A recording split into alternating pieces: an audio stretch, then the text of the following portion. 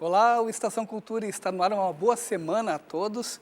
E hoje você fica por dentro do 7º Festival Internacional de Teatro de Rua. Em reportagem, você também confere o trabalho da fotógrafa Mariana Villarreal, em cartaz no Centro Cultural CE Érico Veríssimo. E agora a gente tem o comentário de leitura do nosso colega da Rádio FM Cultura, o jornalista e escritor Luiz Gil. Tudo bem, Gil? E hoje você começa com um livro que analisa a obra de um grande escritor. Exatamente, Newton. Ensaios sobre a obra de Dalton Trevisan, da professora Berta Waldman. O livro é composto por uma série de textos que esmiuçam a produção literária do escritor paranaense. O Trevisan, que é muito reconhecido pelos seus contos, que refletem a brutalidade da vida cotidiana e das relações. Ensaios sobre a obra de Dalton Trevisan, da professora Berta Waldman, é um lançamento da editora Unicamp.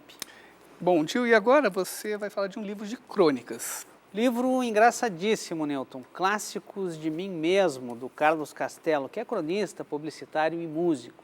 O autor milita no gênero desde os anos 80 e atualmente escreve a coluna Crônicas por Quilo, do jornal O Estado de São Paulo. No volume estão reunidas suas melhores e mais engraçadas crônicas. Clássicos de Mim Mesmo, do Carlos Castelo, é um lançamento da editora Matrix. Bom, e para terminar, você nos traz um livro literatura policial. Exato, da melhor qualidade, Newton. O mais recente romance da Patrícia Mello se chama Fogo Fato e leva o selo da editora Rocco. A protagonista é uma perita policial que tenta desvendar uma morte de um ator no palco. A partir daí, uma série de personagens e conflitos secundários entram em cena, aumentando a carga de suspense da narrativa. Fogo Fato, da Patrícia Mello, é da editora Rocco. Gil, e nós continuamos falando de literatura. O livro de contos O Pescador de Ovelhas vai ser lançado na noite de hoje no Memorial do Ministério Público do Rio Grande do Sul. E nós recebemos aqui o Cláudio Corrêa Noronha, ele que é autor do livro. Tudo bem? Seja bem-vindo. Tudo bem. A gente estava falando de crônicas e você está nos trazendo aqui um livro, né, com seus contos. Isso. É um trabalho que já tem algum tempo. Eu fui aluno de várias oficinas de literatura e então isso criava sempre a obrigação da escrita, né? A cada aula tinha que levar um conto, os colegas revisavam, enfim. Isso acaba gerando uma produção grande, né? E eu tive nesses últimos 5 anos bastante produtividade, vamos dizer assim. A capa está super bacana, uma capa do Vitório Guieno, que também ilustrou o livro, né? Isso, o Guieno é um amigo de longa data, ele sempre fez questão de estar presente nesse primeiro livro e fazia sempre muita força para que o livro saísse, eu que vinha deixando, ilustrou vários contos e a capa que mostra uma passagem, né, de um conto, né, que é o que dá título ao livro, que se chama O Pescador de Ovelhas. Interessante, Cláudio, que as histórias, eu li algumas delas, a maioria se passa no interior do Rio Grande do Sul, né? Basicamente é um livro gaúcho, digamos assim, mas vale a pena observar que não é uma linguagem, aquela linguagem que só o gaúcho vai entender, né? Me parece que tu tivesse esse cuidado.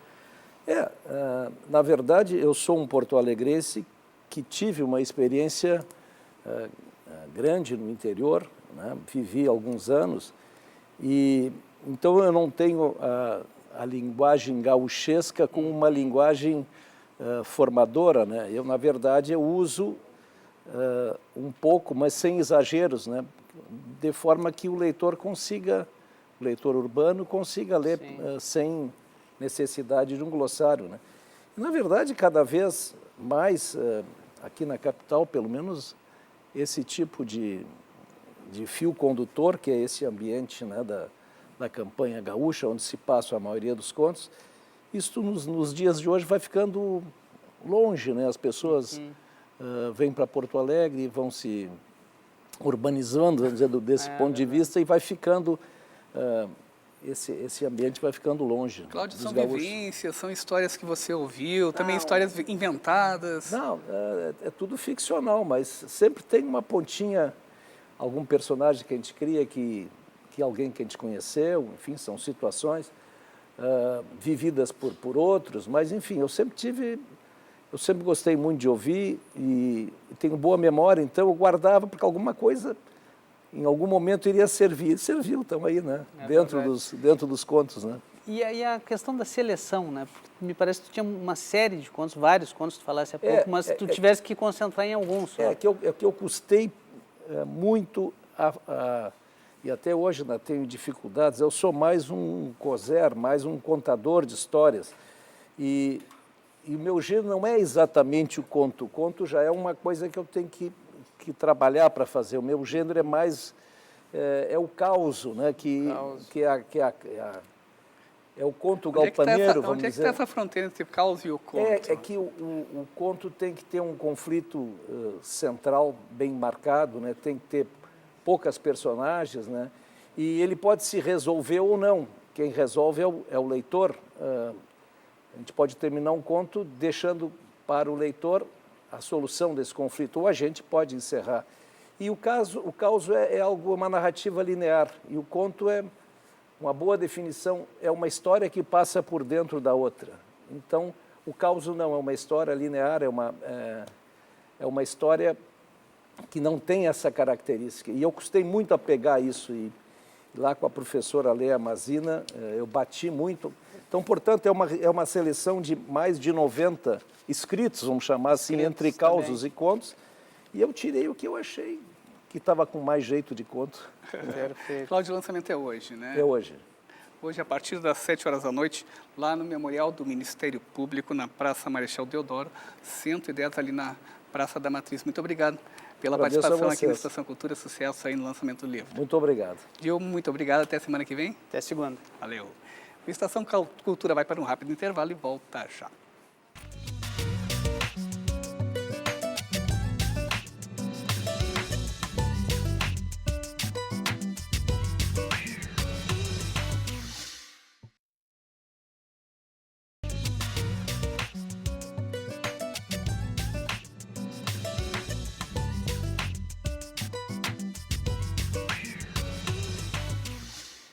O Estação Cultura está de volta para falar da 7ª edição do Festival Internacional de Teatro de Rua de Porto Alegre, que começa no dia 5 de abril, agora no domingo. E nós recebemos aqui o Alexandre Vargas, coordenador-geral do festival, idealizador desse evento que já está na 7ª edição e que está crescendo, né, Alexandre? Isso é muito bacana, né? Graças a Deus, está crescendo e hoje ele serve como uma espécie de referência para essa produção das manifestações cênicas de rua realizadas no Rio Grande do Sul. Eu nem falo só de teatro de rua, porque tu tem um movimento muito grande hoje no país das manifestações cênicas de rua. Então, se tu olhar o recorte do festival esse ano, ele tem um conceito que trabalhou em cima de espetáculos que foram desenvolvidos em sítios específicos, né? E isso só mostra o crescimento dessas manifestações cênicas de rua no país. A gente pode perceber essa dinâmica, né, nos vários eventos de ocupação de espaços públicos, né, que a gente acompanha aqui em Porto Alegre e em várias outras capitais do mundo, né, e sempre tem um caráter muito político também esses movimentos, né. Esse olhar político também aparece nessa curadoria? Direto. É interessante tu perceber que a idiosincrasia do artista, por exemplo, ele explora a cidade, reflete sobre ela, cria e devolve para a cidade. Então, se a gente pegar, por exemplo, um projeto como o Ecopoéticas, né, que vai estar dentro do festival, é isso, é um olhar sobre a cidade, sobre o dilúvio, sobre o rio, sobre o espetáculo da Marina Mendo e do Rosendo Rodrigues. E do Rosendo Rodrigues. Nesse sentido, ele é político. Se a gente pegar, por exemplo, o Cúmulos, que vem da França, com um espetáculo chamado Silêncio Ensurdecedor. Os atores saem de dentro de um container junto com os lixos, né? Quer dizer, refletindo um pouco essa nossa condição. Esse espetáculo vai ser apresentado ali na frente do Palácio Piratini, que simbolicamente aquele espaço concentra o legislativo, o executivo, o governo do Estado, a religião, a cultura, através do multipalco. E é político nesse sentido, não partidário, não panfletário, mas artístico, né? Levando a gente a algumas reflexões humanísticas. Nós estamos vendo algumas imagens das últimas edições do festival. O festival, ele tem essa também característica, né, de, como você estava dizendo, não ser só teatro, né, espetáculos teatrais, mas também performance, bonecos gigantes, percursos, quer dizer, vai ter uma variedade muito grande de eventos cênicos, vamos chamar dessa maneira, né? Sim. Alguns destaques deste ano, desta edição. Bom, os grupos internacionais são importantíssimos, assim, né? Eles trazem uma questão estética que eu acho que choca com o tipo de produção que é feito no Brasil e tem uma intencionalidade que isso provoque a nossa produção. Então, Cúmulos, Cia Homme Debout, que é um artista, percorreu a França pedindo para fazer monumentos públicos nas cidades e acabou resultando num formato de espetáculo. São 13 artistas franceses que trabalham com 20 atores locais e aí criam um espetáculo chamado Vênus e vão para as ruas, né? Tem um destaque de Minas, que é o Quick, que são ex-bailarinos do Grupo Corpo, que fazem um espetáculo de dança na rua. Nós temos a estreia, por exemplo, do trabalho da Patrícia Fagundes, da Rústica, que é um espetáculo também de dança. E é interessante perceber esse movimento que várias companhias aqui do Rio Grande do Sul também começam a explorar cada vez mais essa possibilidade da rua, né? É importante dizer, Nilton, que tem um dado do IBGE que apenas 4% dos municípios do país possuem salas de espetáculo. Então, o teatro de rua ou as manifestações de rua têm um campo imenso de crescimento ou de entrada de trabalhos, né? Vão ocorrer espetáculo todos os dias? Todos os dias, de 5 a 15. Estreamos o festival no dia 5, com o Lombai na Lomba do Pinheiro, um espetáculo que foi construído no bairro, e essa é uma característica dessa edição.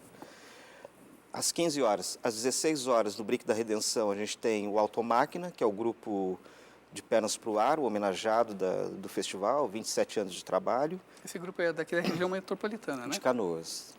É um grupo que tem circulado bastante o país. Toda a avaliação que foi feita do trabalho deles dentro do festival por críticos locais de fora do Rio Grande do Sul sempre destacaram a qualidade, né, o acabamento dos espetáculos. E às 20 horas, em Montenegro, estreia um espetáculo também, que a Jezebel de Carli dirige, né, que é o Coletivo Errático. E aí a gente investe um pouco nesse caminho também de começar a sair de Porto Alegre e ir para outras cidades, né? Legal. Ainda tem também uma rodada de negócios, que é uma outra vertente, né, um outro braço do festival, que é muito importante para todos os grupos, né, na medida que vocês apresentam, né, os grupos a curadores de festivais e também os grupos têm a possibilidade de se trocar, né, de trocar figurinhas. Sim, tem dado muito certo isso e é um eixo importantíssimo do festival, porque a gente acaba fazendo uma inclusão dos trabalhadores da arte, dos artistas, na questão social e econômica, tá? No primeiro ano que a gente fez a rodada, nós tivemos 72 grupos participando, circo, teatro e dança, não é só teatro de rua. No segundo ano, 78 grupos participando. Em torno de 9 grupos já circularam pelo país, tendo como resultado a rodada de negócio. Nós fizemos uma avaliação que, nessa terceira edição, nós teríamos que ter um outro formato. E o formato seria uma capacitação para em torno de 10, 11 grupos e para explicitar rotas nacionais e internacionais. Porque a gente avaliou que muito do material que esses curadores recebiam era muito teatro falando para o teatro, né? Então, as questões conceituais, que são importantes, mas é diferente um programador de um curador. E é importante perceber essas rotas, tanto nacionais como internacionais. Então, esse ano a gente faz essa capacitação e depois faz o encontro com alguns programadores. Legal. Alexandre, muito obrigado pela tua participação e sucesso nesta nova edição, a 7ª, né, do Festival Internacional de Teatro de Rua de Porto Alegre, então, que está ampliando também as suas atividades para outras regiões próximas à capital. Ele acontece de 5 a 15 de abril e você acompanha aí o site do festival para todas as informações. E agora artes visuais. A mostra fotográfica Náusea, exposição de Mariana Vila-Real, está em cartaz até o dia 1º de abril na Sala O Retrato do Centro Cultural CE Érico Veríssimo.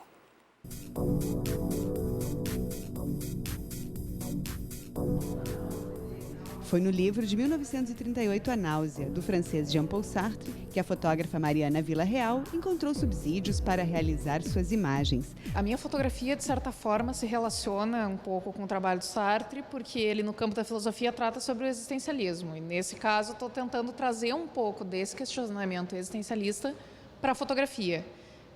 Despertar esse questionamento no espectador que vem aqui, olha a imagem, lê os textos e se questiona sobre a sua própria existência, sobre a existência do personagem que é retratado aqui na exposição, e se questionar também sobre essa questão da náusea, que a náusea para o Sartre era justamente o perceber-se existindo, né? Quando o personagem dele do livro se dá conta de que ele existe, ele se sente nauseado.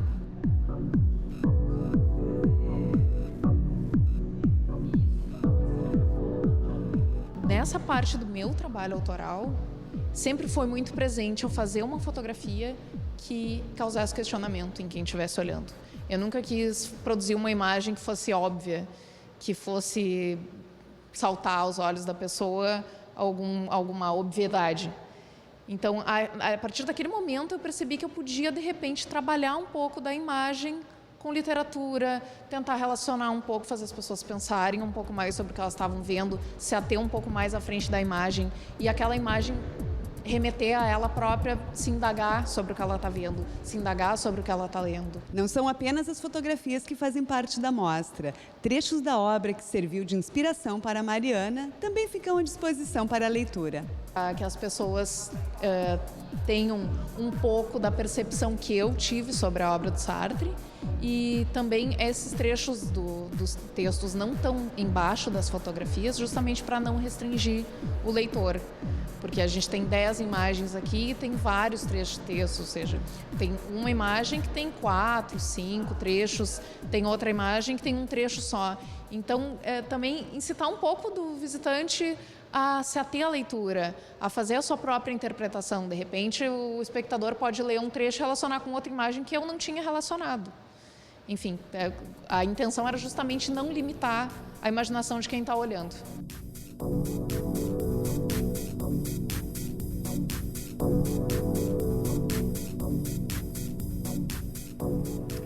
E a exposição Craca para que te quero mania, o mundo de Diego Medina, está em cartaz no Museu do Trabalho. Misturando referências do cenário pop, Diego Medina expõe suas ilustrações pela primeira vez numa mostra individual. Eu nunca consegui fazer, ir para um lado mais realista ou mais de super-herói da Marvel, coisa. Sempre foi um troço meio abstrato, assim, meio estranho. Eu sempre gostei muito de traço psicodélico, com alguma coisa meio pop, assim, junto, mas também acabei misturando com isso alguma coisa orgânica, como se fosse partes de órgãos mesmo de dentro do corpo, assim, com veias ou com formatos meio estranhos de cérebro e de coisas, saindo gosmas. E eu acabei juntando tudo isso, assim, e saiu isso aí tudo. E isso é um monte de ilustrações que eu fiz durante 6 anos. Muita coisa que eu não publiquei, que foi inédito, assim, e nunca mostrei também. E aí o Léo, eu fiz as ilustrações do livro do Léo, do Garagem Hermética, e o Léo falou assim, cara, vamos... Ele conhecia já que eu tinha um monte de trabalho guardado, vamos expor isso tudo, né? Vamos juntar e... Bom, vamos, né?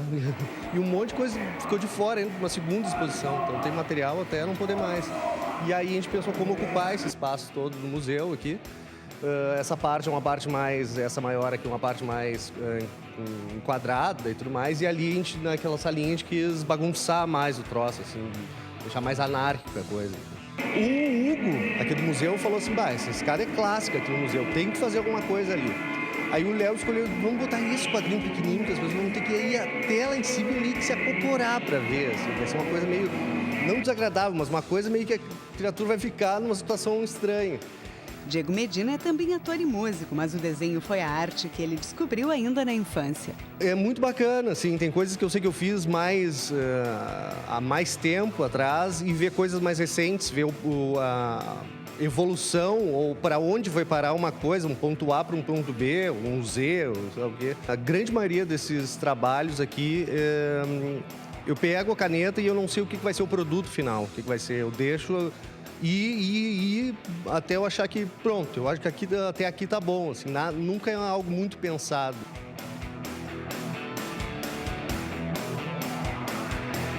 O processo de escolha do material foi muito legal. Assim, eu nem me lembrava mais disso. Isso combina com isso. Não sei o que. Foi muito legal.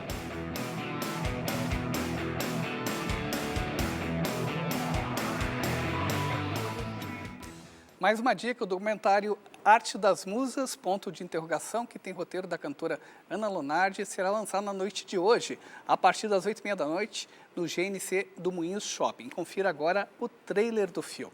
Meio que glorificam a música como um lugar de perfeição ou de arte das musas.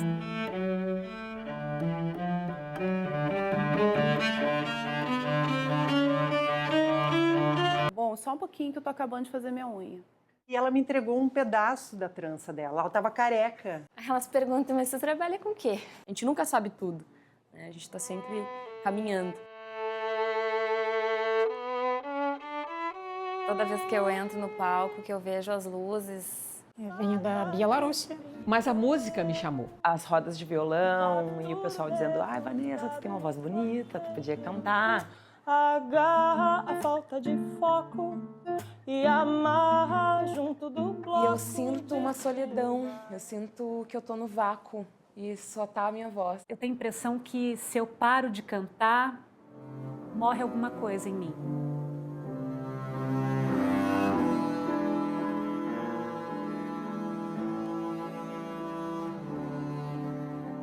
Um trompete, tentei tocar, foi horrível, doía a minha boca. Autoral? Eu quero samba na minha calçada, eu quero samba no portão da minha casa. O Estação Cultura de hoje fica por aqui. Você escuta agora o cantor Seu Jorge, que faz show aqui em Porto Alegre no dia 30 de maio, no Pepsi On Stage. Tchau e até a próxima edição.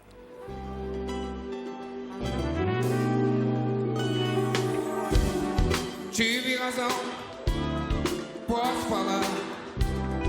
Não foi legal, não pegou bem. Que vontade de chorar, dói em pensar que ela não vem só dói. Mas pra mim tá tranquilo, eu vou zoar. O clima é de partida, vou dar sequência na vida. De bobeira que eu estou, e você sabe como é que é, eu vou. Mas poderei voltar quando você quiser.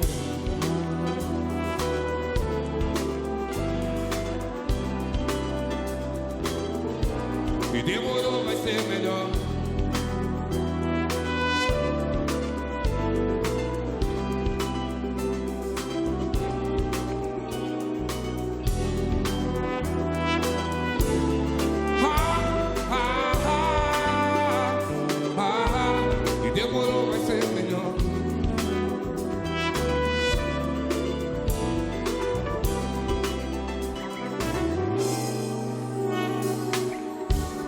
Tive razão, posso falar.